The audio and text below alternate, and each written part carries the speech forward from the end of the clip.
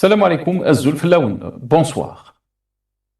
Le placement en détention provisoire du journaliste Abdelali Mzrich, suivi de l'appel interjeté par sa défense, relance une question fondamentale. Quelle est aujourd'hui la place de la liberté d'expression en Algérie? Dans toute société qui se veut démocratique, la presse n'est pas un adversaire de l'État. Elle en est un contre-pouvoir, parfois dérangeant, souvent critique, mais toujours indispensable. Un journaliste ne devrait jamais être assimilé à une menace pour avoir exercé son métier, informer, enquêter, questionner. La détention provisoire, mesure exceptionnelle par nature, devrait rester l'ultime recours face à un risque avéré de fuite, de pression ou de troubles graves à l'ordre public. Lorsqu'elle touche un journaliste, elle envoie un signal lourd de sens, celui d'un climat où l'expression critique peut être perçue comme une ligne rouge. En Algérie, la liberté d'expression est consacrée par la Constitution. Mais entre le texte et la pratique, l'écart interroge. Les poursuites judiciaires visant les professionnels des médias, les restrictions administratives ou encore l'autocensure grandissante nourrissent un malaise perceptible dans le paysage médiatique. Or, une presse fragilisée affaiblit l'ensemble de la société. Il ne s'agit pas de placer les journalistes au-dessus des lois. La responsabilité accompagne la liberté, mais l'équilibre est fragile. Sanctionner d'éventuels abus ne doit pas se transformer en instrument de dissuasion généralisée. Lorsque la peur s'installe, le débat public se rétrécit. Et lorsqu'il se rétrécit, la démocratie s'étiole. La défense d'Abdelali Mzrich a choisi la voie légale en faisant appel. Mais au-delà du simple recours judiciaire, c'est tout un système judiciaire qui est mis à l'épreuve. Une justice dont l'indépendance est souvent remise en question et qui semble parfois fonctionner au rythme des pressions politiques. Dans ce contexte, la transparence et l'équité du procès ne sont pas seulement souhaitables, elles sont indispensables pour restaurer la confiance. Car ce n'est pas seulement le sort d'un homme qui se joue, mais celui d'un principe fondamental, celui d'une justice libre et impartiale, garante des droits de tous. Une nation forte n'est pas celle qui fait taire les voix critiques, mais celle qui les écoute, les confronte et leur répond par les arguments plutôt que par des barreaux. La liberté d'expression n'est pas un luxe occidental ni une concession passagère. Elle est le socle de toute société qui aspire à la confiance entre gouvernants et gouvernés. Aujourd'hui, la question dépasse largement un cas individuel. Quel signal le pouvoir algérien entend-il réellement adresser à sa jeunesse, à ses intellectuels et à ses journalistes?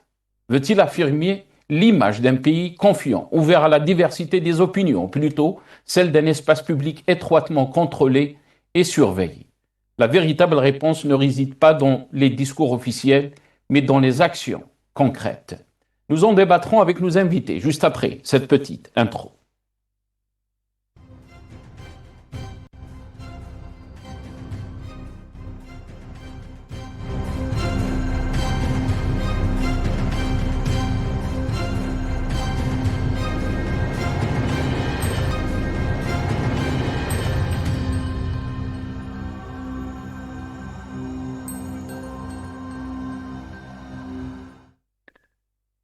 Abdelali Mzrich en détention provisoire. La presse sous pression, c'est le titre de notre émission pour ce soir. Et pour en parler, j'ai le plaisir d'accueillir avec nous ce soir Maître Salah Debbouz, avocat et défenseur des droits de l'homme. Il est avec nous depuis Bruxelles via Skype.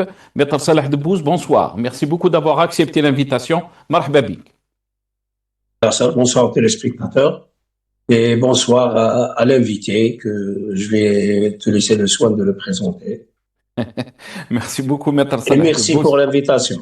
Allah Iberk Fik. Merci beaucoup d'avoir accepté l'invitation. Très ravi de vous avoir avec nous ce soir.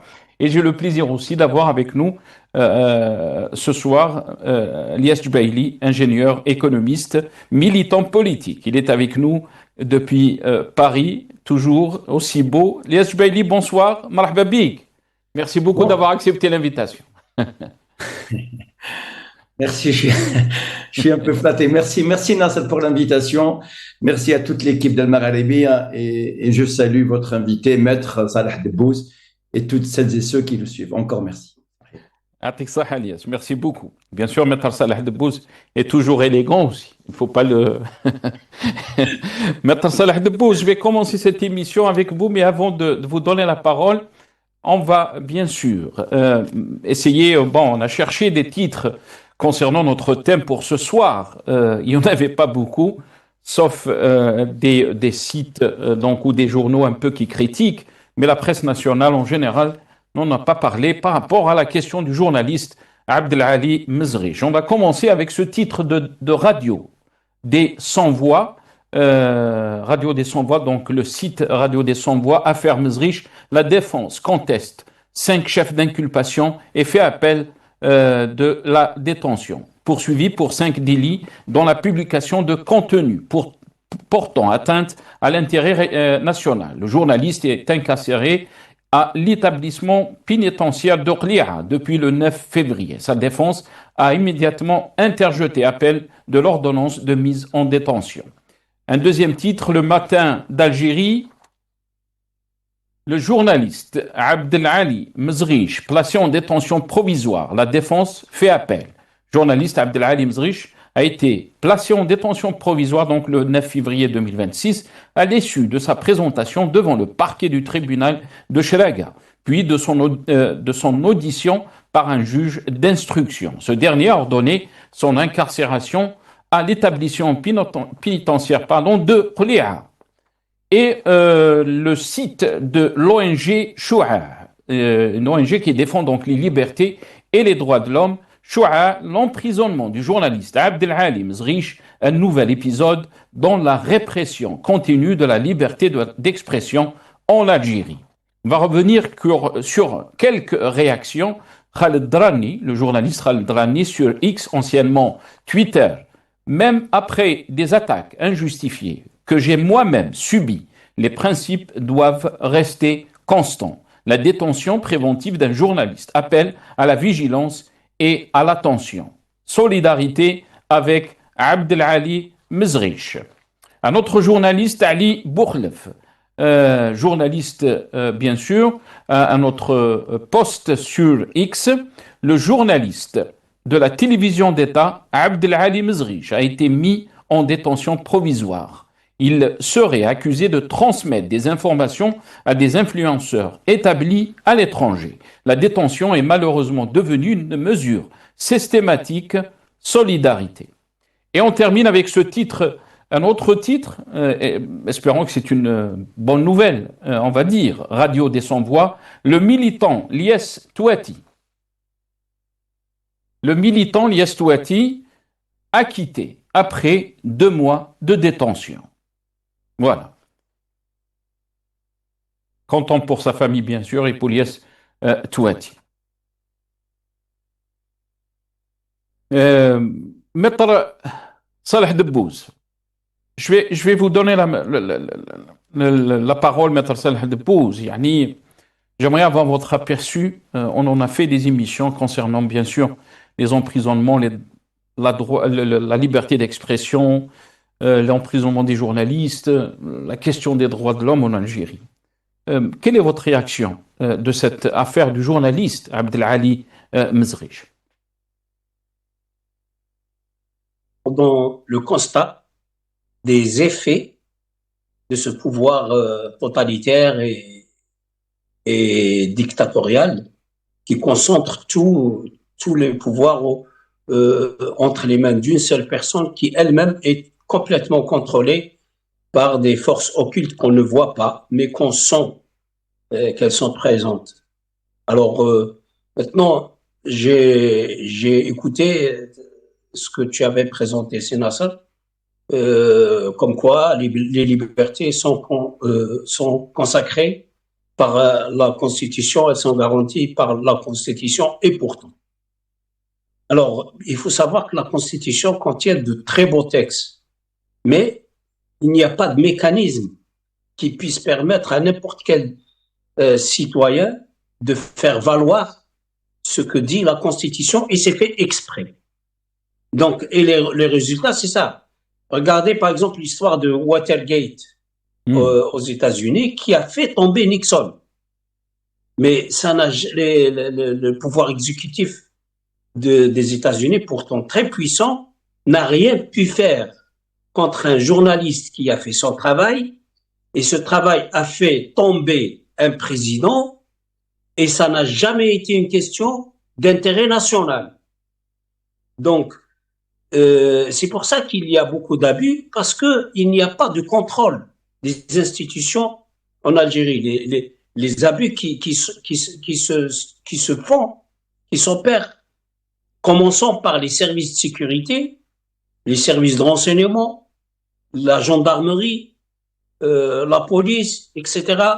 Donc, c'est incroyable, c'est pratique. Pourquoi? Parce que nous avons une constitution qui contient de très beaux textes, mais nous n'avons pas de mécanisme qui puisse nous garantir que les abus contre la loi ne soient pas commis. Aujourd'hui, Mezrich, ce journaliste, quels que soient les faits qui lui sont reprochés, moi je ne connais pas le dossier, mais il est clair, d'après ce que communiquent ses avocats, qu'il s'agit d'une question de liberté d'expression d'un journaliste, qu'il ait communiqué ou pas des informations à quelqu'un d'autre ou qu'il les ait publiées, ça porte atteinte peut-être au régime, peut-être à l'autorité en place, ça peut porter atteinte si cette autorité a quelque chose à se reprocher, mais c'est pas l'intérêt national. Bien au contraire, l'intérêt national, ce sont les autorités qui tiennent le pouvoir, qui sont en train de commettre des actes comme ça, qui rendent la société aveugle quand vous empêchez les journalistes de faire leur travail.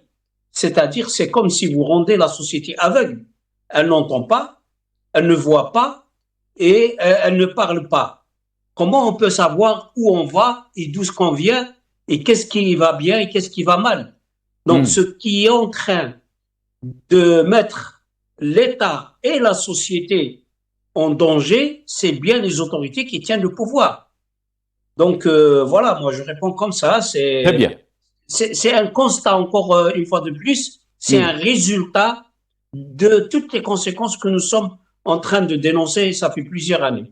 Très très bien. Restez avec nous, Maître Salah Debbouz. Elias Djbeili, avant de vous donner la parole, Elias, on va écouter dans ce passage, donc le journaliste Abdelali Mezrich, bien sûr, qui était aussi poète, il défendait donc la culture, il parlait beaucoup de la culture, mais aussi de la situation politique algérienne. Il n'était pas, on va dire, très critique du pouvoir en place. Mais on va regarder donc cette petite vidéo de Abdelali Mezrich, le journaliste Abdelali Mezrich. الجزائر أيضا بحاجة إلى هذا الالتفاف العربي حول مواقفها، ومن خلال هذه المبادرة وهي طبعة ثانية من الجنيريك الذهبي حاولنا أن نجمع أسماء عربية وازنة في عالم الفن، خصوصا في عالم الدراما.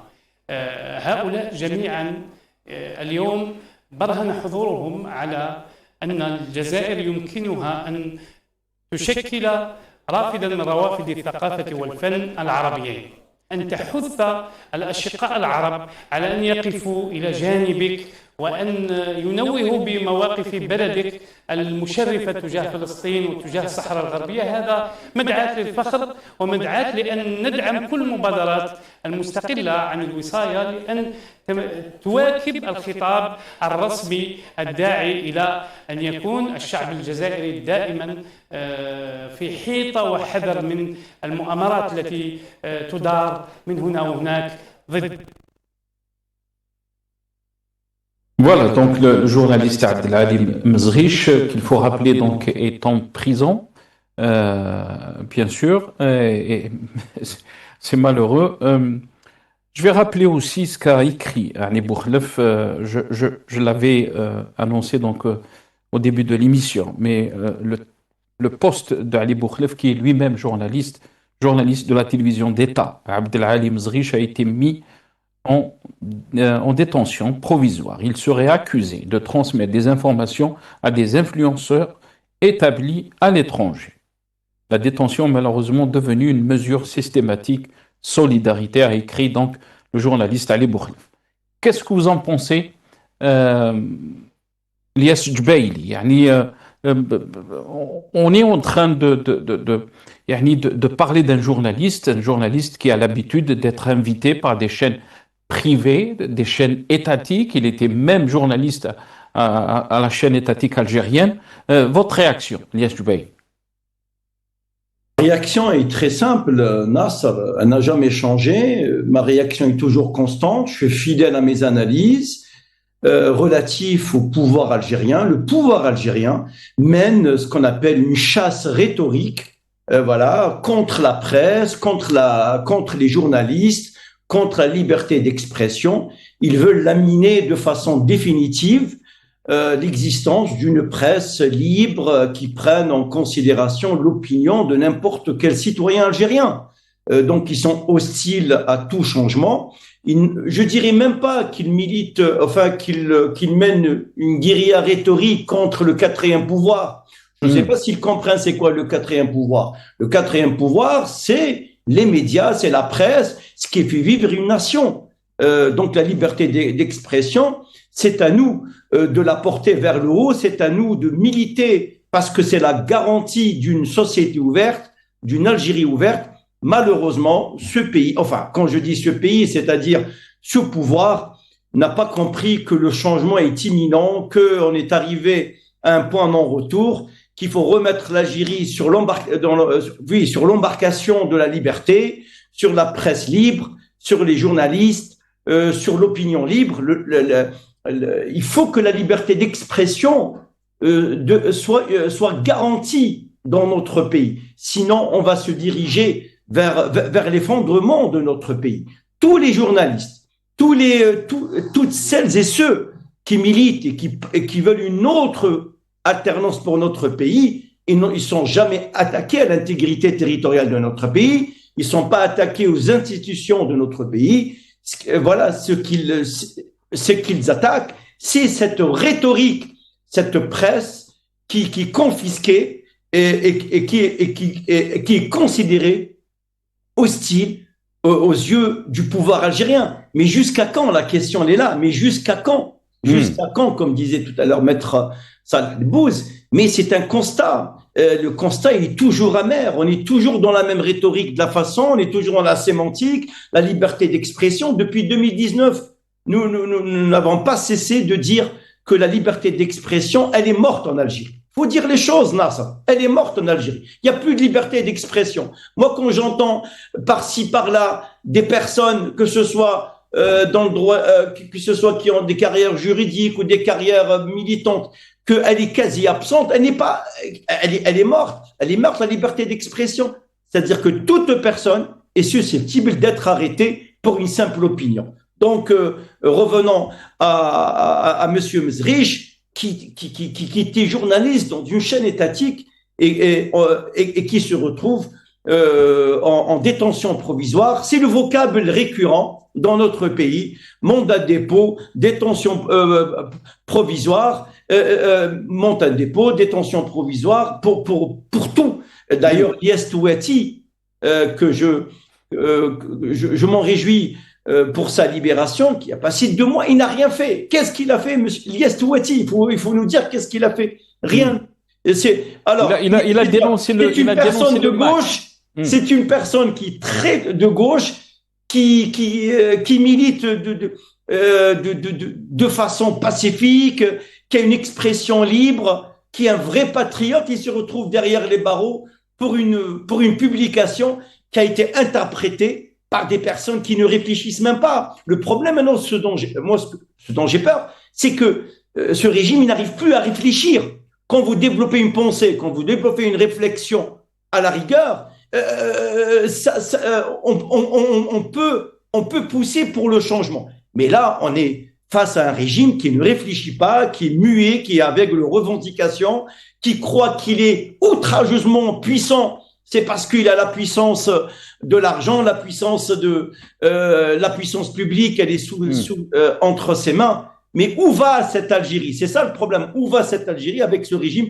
Attention, c'est lui qui va pousser l'effondrement de notre pays. C'est ce pouvoir. Tant qu'il n'a pas compris, là, je ne sais pas, c'est quoi le temps qui reste pour ce pouvoir. Moi, je ne suis pas dans le secret des dieux, mais je peux vous dire que sa façon, c'est de pousser l'Algérie vers un ravin, voilà, pour dire touchons le bois, surtout pour la sauvegarde de notre pays. Parce que c'est notre pays, qu'on soit ailleurs ou à l'extérieur, on n'a pas un pays de substitution qui est notre pays. Malheureusement, ce régime, il ne comprend pas. Il n'a pas compris que depuis le 2019, il avait l'occasion, depuis 2019, c'est l'occasion qui entre ses mains de réformer le pays, les institutions et de faire repartir le pays vers une démocratie. Il la refuse.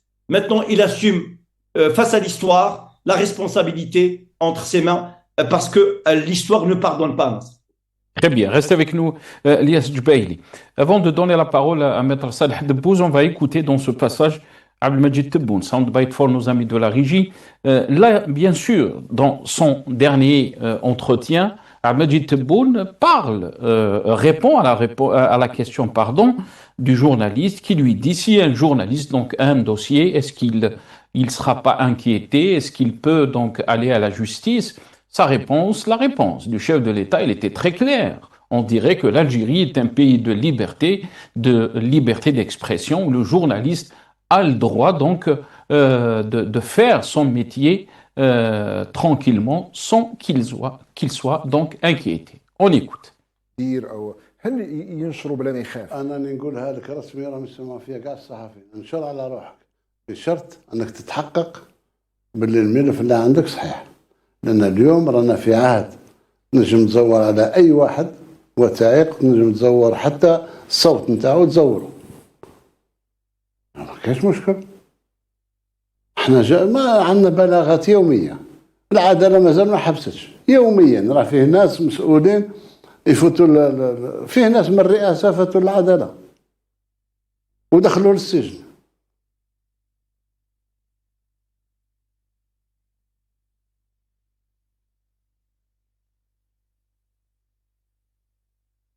Voilà, donc Abdelmajid Tebboune, dans sa réponse par rapport à la question qui a été posée concernant donc le travail des journalistes, Maître Salah Debbouz, vous avez parler d'une accentuation de la répression qu'on est en train de vivre depuis 2019.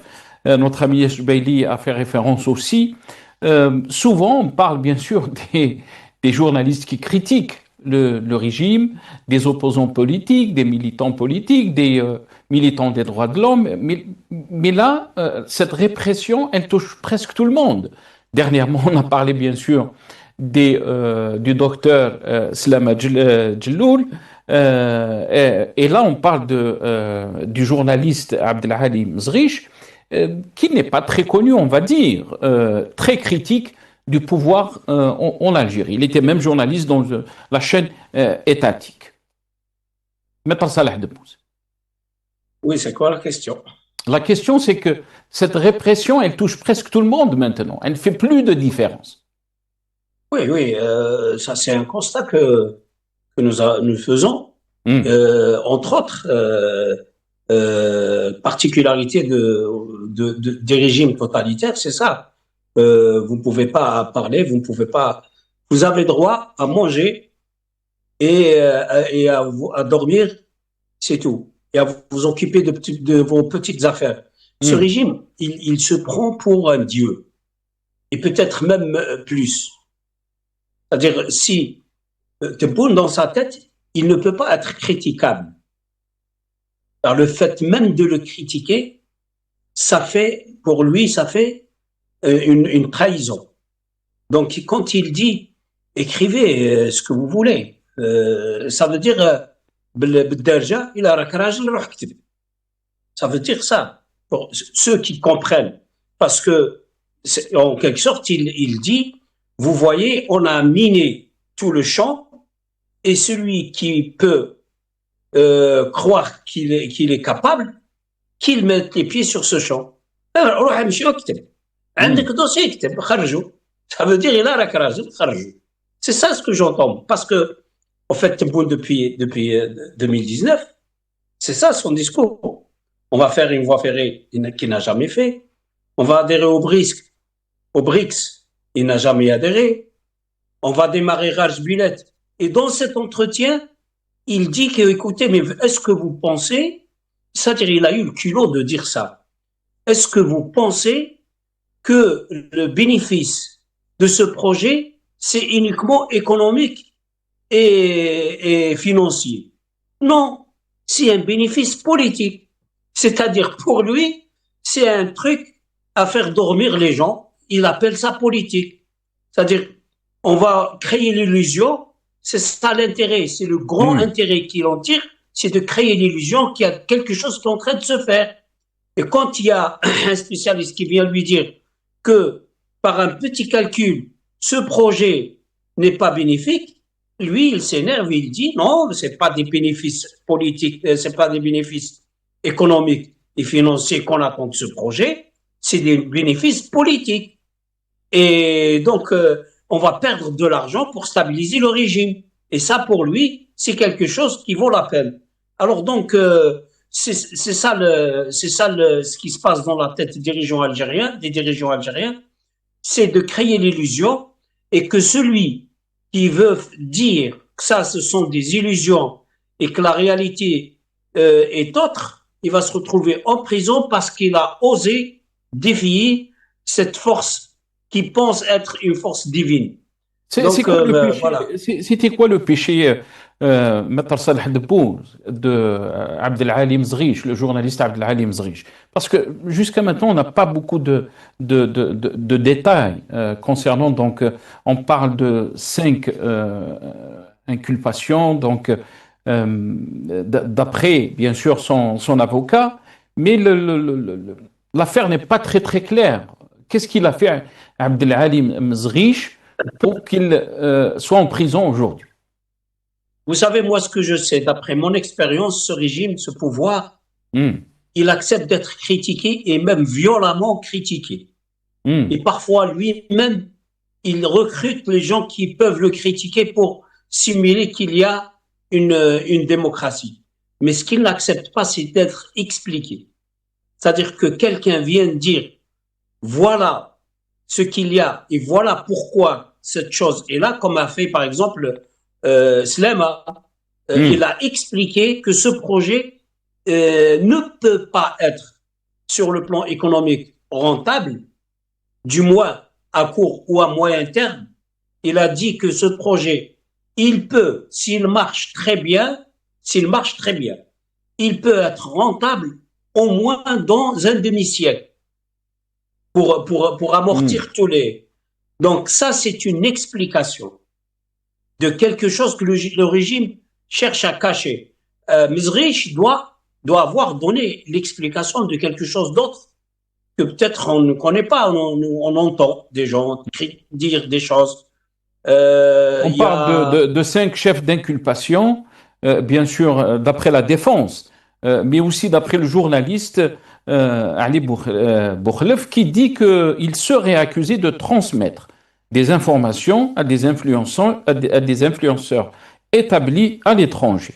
Et ça me vient à l'esprit ce qu'a balancé le chef de l'État, Majid Tebboune, contre Dararni. Le Khabarji, on sait très bien ce que Dararni donc, a été même invité à une occasion avec le chef de l'État. Maître Salah Debboune. Il y a une grande différence, et je suis bien placé pour le dire, il y a une grande différence entre les chefs d'accusation et les faits. Vous savez, Kamel Din Khar, quand il a été arrêté, il y a eu contre lui 18 chefs d'accusation, dont 5 conduisent à la peine de mort.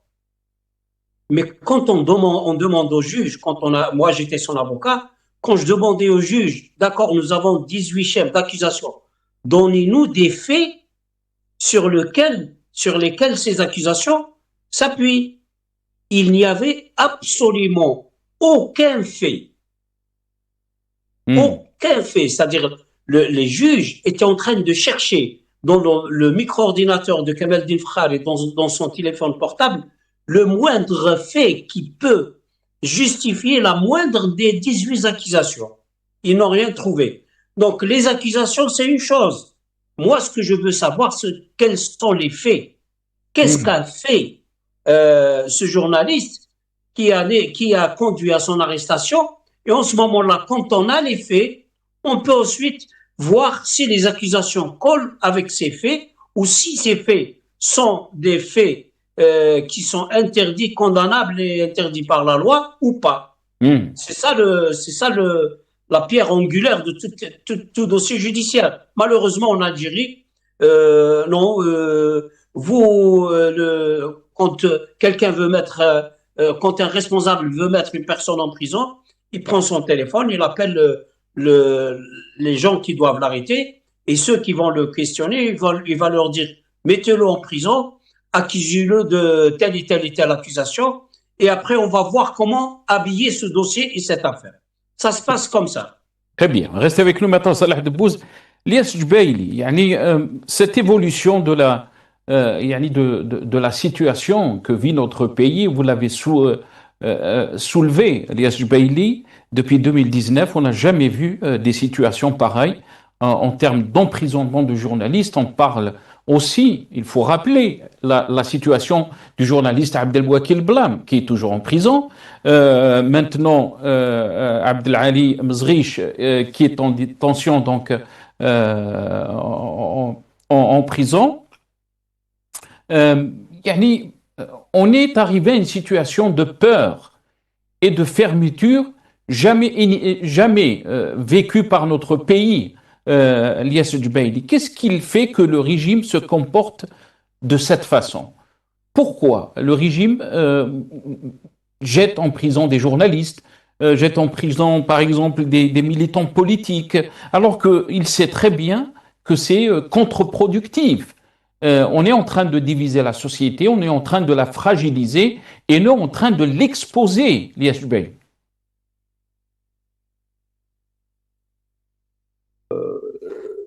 Notre pays, l'Algérie est en crise. Et depuis 2019, depuis la présidence de M. Tebboune, au fait, il y a 4 paramètres qui reviennent. Premièrement, il a embarqué notre pays dans des illusions. Deuxièmement, c'est des échecs. C'est des échecs à répétition. Troisièmement, je peux vous dire, c'est l'effondrement, en fait, de certaines institutions qui, je ne sais pas comment elles tiennent debout. Donc, le pouvoir, il est dans la gesticulation, finalement. Il est dans la gesticulation pour masquer l'immobilisme. C'est-à-dire en nous créant un ennemi extérieur, parce qu'il n'a pas de projet concrètement à proposer. Quand il nous parle de garage billets, c'est la fierté nationale. Mais réellement, mais au fond de lui-même, il sait très bien qu'il n'y a pas une rentabilité économique, peut-être une rentabilité géostratégique ou géopolitique. Je ne sais pas comment ils vont la quantifier sur le court et le long terme. Donc, il a épuisé son propre peuple. Le peuple algérien est épuisé, Nassar. Il est épuisé. La société algérienne est épuisée. Il a transformé les rêves du Hirak 2019 en cauchemar. C'est quasiment, je m'y attendais pas et je m'y attends pas et je m'y attendrai jamais. Je m'attendais pas que le rêve de 22 février 2019 allait se transformer en cauchemar. C'est un cauchemar finalement. Moi je le dis, on n'est plus dans le rêve, on est dans le cauchemar. On est dans une situation inédite, cauchemardesque. Comment sauver notre pays? La répression, elle est terrible. Hein. Elle est terrible. Elle n'épargne personne. Même ceux qui sont du côté du régime. J'en suis sûr, des fois, ils sont sur un siège éjectable. Vous l'avez si bien dit. Khaled Drarni, qui l'a nommé le Khabarji. Certains journalistes, maintenant contre l'AES, il a décidé, il a donné injonction à l'ordre de donner ordre à l'ambassadeur algérien de reprendre ses fonctions je veux dire, au Niger, c'est d'un extrême à l'autre. On voit bien, il n'y a pas une politique. C'est une politique. Certes, elle est constatée ou elle est partagée par ceux qui y croient et qui sont honnêtes que c'est une politique répressive depuis des années. Maintenant, le régime ne veut pas de changement, ne veut pas d'alternance, ne veut pas de presse libre, ne veut pas d'opinion libre, ne veut pas de journaux libres, ne veut pas d'expression libre, ne veut pas de journalisme, ne veut pas de quatrième pouvoir. Il veut quoi? Il veut la répression, il veut pousser notre pays à l'effondrement. Mais je veux dire, mais c'est une question de temps. Moi, je me pose la question. Est-ce qu'il a besoin d'un suivi psychologique pour comprendre toutes les actions néfastes et diaboliques qu'il est en train d'entreprendre, elles sont contre-productives. Est-ce qu'il joue la montre? Oui ou non? On ne sait pas. On ne sait pas comment il se comporte. Franchement, honnêtement, je voulais un petit peu chercher savoir avec d'autres pays qui sont de nature dictatoriale ou autoritaire ou totalitaire. Je voulais prendre la Corée du Nord.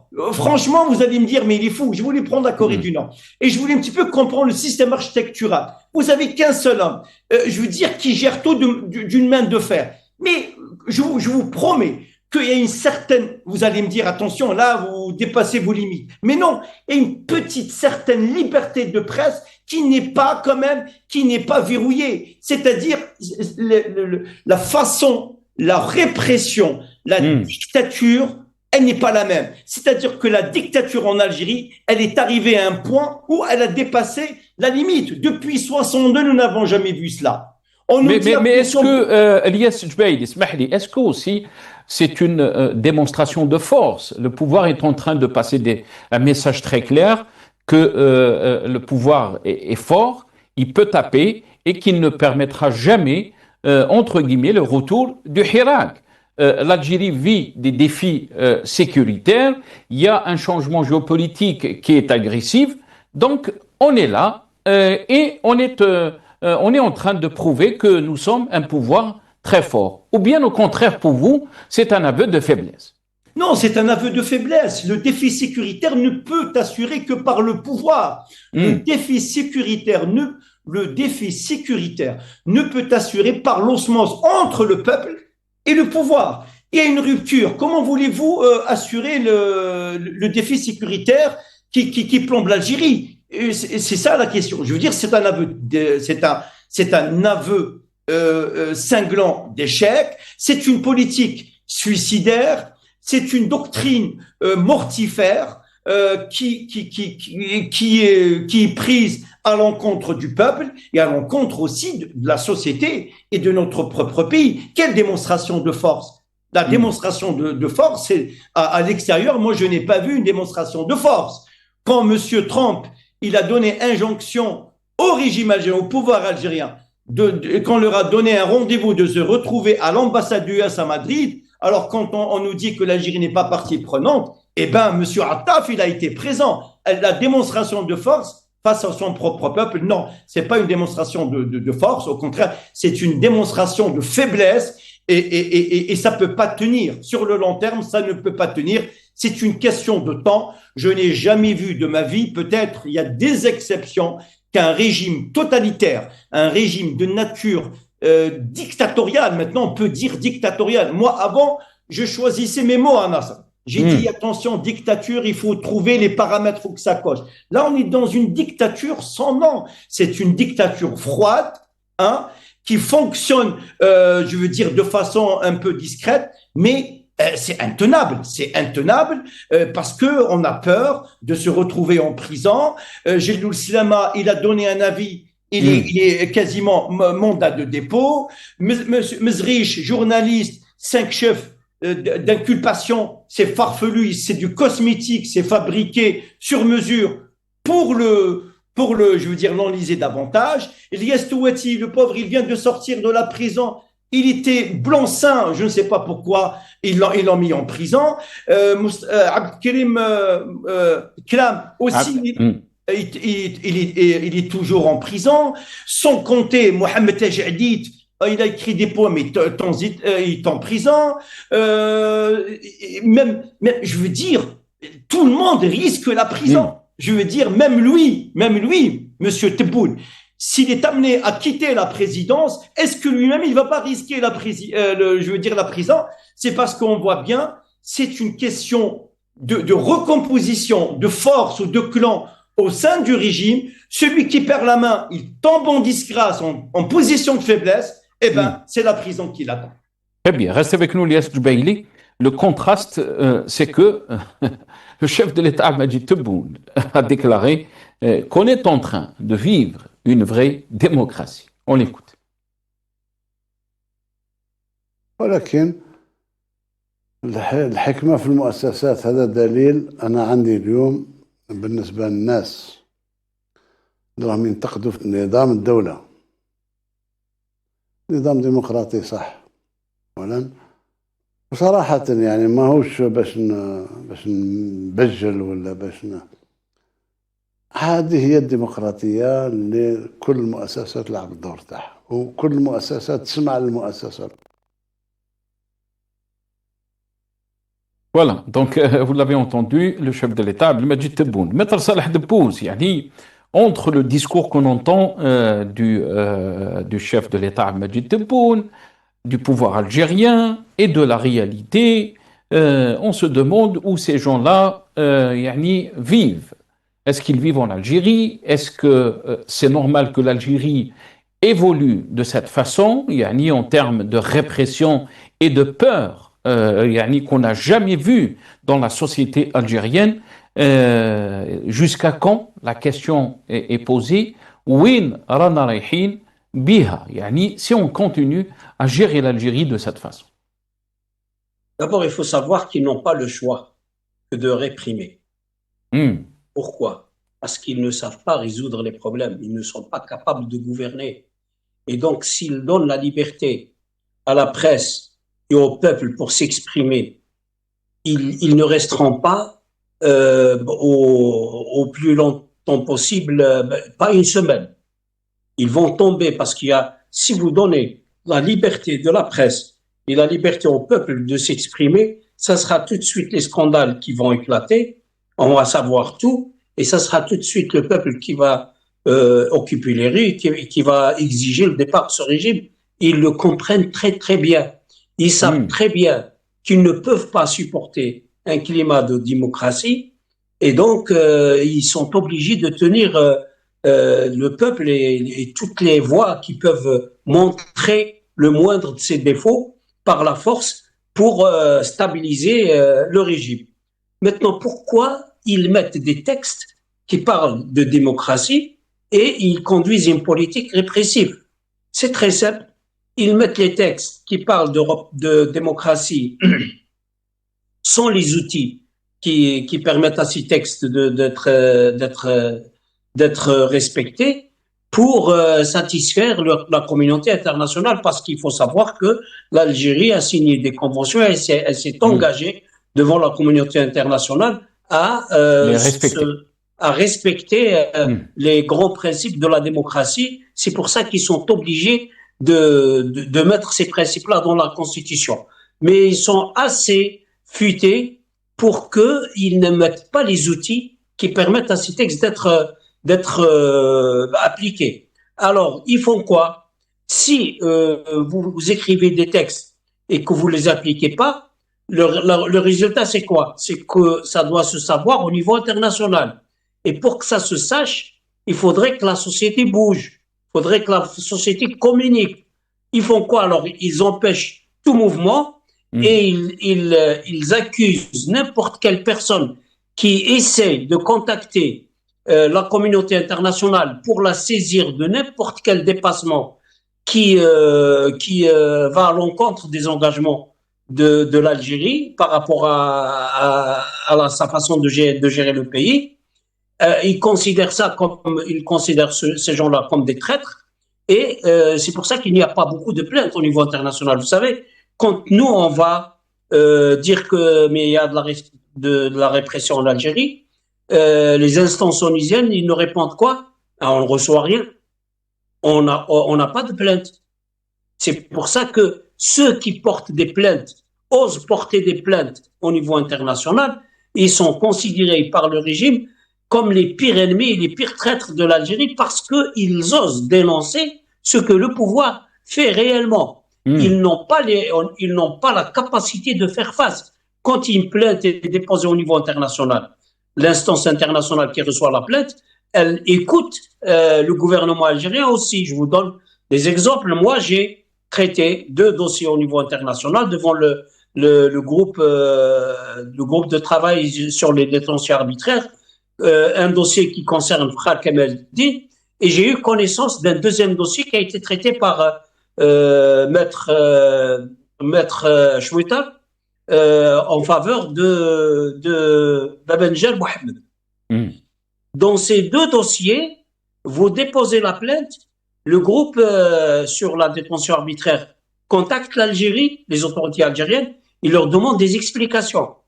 Et il ne prend sa décision que ça constitue une violation ou pas qu'après avoir écouté les explications de l'Algérie qui est tenue de s'expliquer et d'apporter les preuves qu'elle a respecté la loi. Et dans les 2 dossiers, l'Algérie, non seulement elle n'a pas pu apporter les preuves qu'elle respecte la loi, le pire, c'est qu'elle a apporté des preuves qu'elle a violé la loi, pensant que ces preuves-là constituent ce qu'elle appelle la souveraineté. Pour Tebboune, la souveraineté, c'est quoi? C'est ça la souveraineté. Je fais ce que je veux chez moi. C'est-à-dire, je mets les gens en prison, je les tue, je vole, je suis souverain. C'est ça le mafhoum de la souveraineté chez les autorités algériennes. Or, la souveraineté, c'est quoi? La souveraineté, c'est que je suis responsable de ce pays, je ne suis pas tenu d'avoir l'autorisation de quelqu'un d'autre pour faire quelque chose de bien chez moi qui respecte la loi. C'est ça la souveraineté. Ce n'est pas de faire ce que je veux, je tue, je vole, je mets les gens en prison, je suis souverain. Donc, si vous écoutez les discours des dirigeants algériens, c'est ça la souveraineté. Il y a eu une équipe du Maroc qui est venue, ça c'est comique, c'est vraiment comique, qui est venue jouer en Algérie. Elle a un maillot avec ce qu'elle veut, une identité sur le maillot. L'Algérie a considéré que ça touche à la souveraineté de l'Algérie de laisser ce maillot à cette équipe comme ça. Donc ils l'ont saisi, ils se sont substitués à la CAF parce qu'ils pensent que c'est de la souveraineté. Donc la souveraineté pour les autorités algériennes, très bien. Voilà. Restez avec nous, Maître Salah Debbouz. Lies Jubaili, il ne me reste pas beaucoup de temps, mais quand on voit cette situation et ce constat qui est terrible en termes donc de répression des libertés, de répression donc du travail journalistique, de la liberté d'expression, mais aussi du champ politique, puisque si vous émettez donc une critique, vous allez vous retrouver dans une situation devant les tribunaux ou même jeté en prison.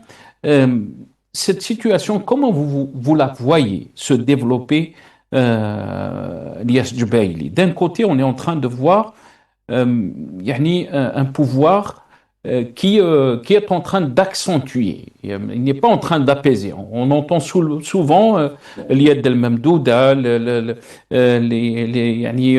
on va vers l'apaisement, le dialogue avec les partis politiques, et c'est tout le temps le contraire qui se passe en termes de répression.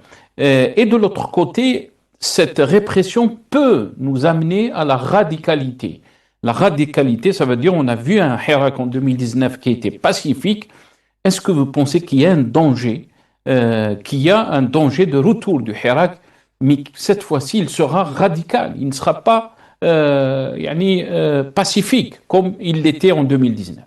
Tout à fait, absolument. La question, merci Nasser, la question elle est très pertinente. Maintenant, vous savez, quand vous avez un récipient et vous versez de l'eau, à un certain moment, il y a une sursaturation, l'eau rejaillit ou déborde du vase, tout simplement, parce que le ras-le-bol d'une société qui est très apaisée, la société algérienne, elle est apaisée, parce qu'elle est sortie de cette décennie, elle a compris que pour politiquement que le Hirak était une vitrine pour la nouvelle politique algérienne. Nous avons vu que aucune vitre n'a été cassée. Nous avons vu que tous les courants, quasiment, ils étaient en osmose parce qu'ils voulaient le changement avec le respect des uns et des autres. C'est que nous sommes face à un régime qui ne respecte ni ses propres lois, ni sa propre constitution, méprise à longueur de journée son propre peuple et ne souhaite pas l'apaisement. Il y a deux mots qui reviennent.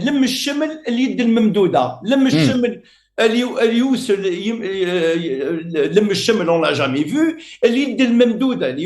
Monsieur Tebboune a promis, après sa redésignation, sa désignation ou sa pseudo-réélection, je vous laisse le soin de choisir la sémantique du mot, il a dit que il faut un dialogue ouvert, inclusif, ouvert, transparent. Il est où? Donc, on voit bien que c'est quand je dis Tebboune et le pouvoir et les décideurs algériens ont refusé, ils refusent l'apaisement, privilégient la répression. Maintenant, vous avez une répression vs apaisement qui prendra le dessus.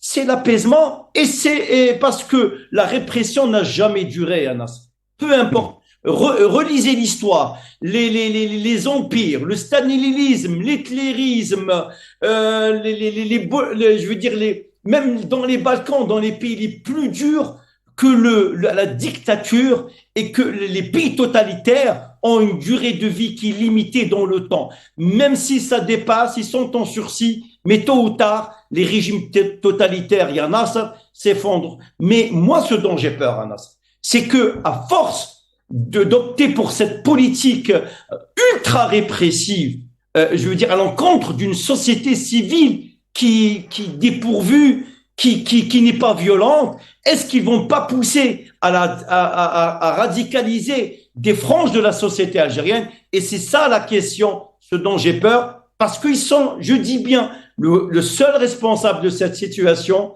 c'est le pouvoir, c'est le régime, ce sont les décideurs qui ne veulent pas opter pour l'apaisement, qui refusent tout changement démocratique et toute forme d'alternance pour notre pays et pour, je veux dire, asseoir une vraie démocratie pour notre pays. Et juste pour finir, Anas, ceux qui ont donné leur vie pour l'indépendance, c'était quoi? C'était la liberté. Est-ce que la liberté, ma liberté, elle est réprimée par mes frères, par ceux qui sont de la même chair et du même sang? C'est pas possible. Non, la liberté du peuple algérien, c'est une liberté sacrée. Elle a été décidée le 1er novembre 1954 jusqu'à la fin de la vie. Merci beaucoup, Lias Djbeil. Ya'takoum saha. On est arrivé à la fin de cette émission. Merci donc à mes invités. Maître Salah Debbouz, avocat et défenseur des droits de l'homme. Vous étiez avec nous depuis Bruxelles. Merci à vous. Merci à Lias Djbeili, ingénieur, économiste et militant politique. Vous étiez avec nous depuis Paris. Merci à vous, chers téléspectateurs, d'avoir suivi cette émission. Ya'takoum saha. Wa bqaw ala khair.